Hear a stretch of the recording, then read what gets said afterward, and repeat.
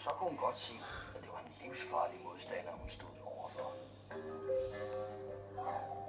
Pax blev bange, og hun tænkte, at hun hellere måtte lade, som om hun var spejder.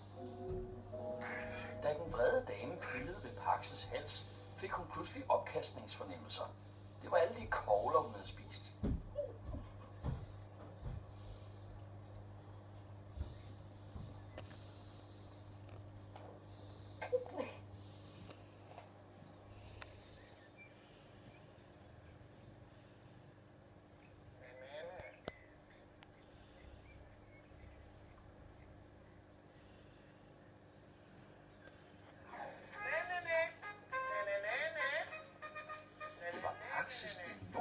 Som var den vrede dames præmie i spejderkonkurrencen.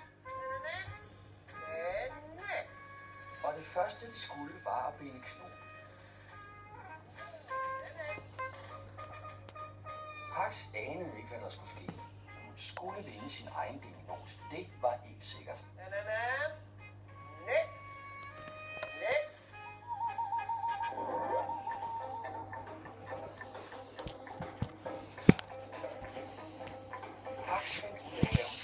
Og så gik det stærkt.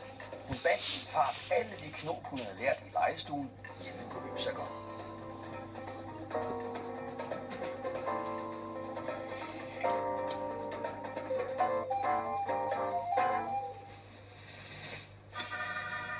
Pax's superknop var fantastiske.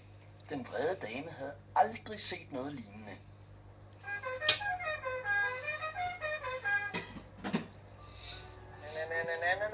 Pax havde vundet den første del af konkurrencen, og nu tænkte hun, at hun måske kunne vinde resten og blive årets spejder.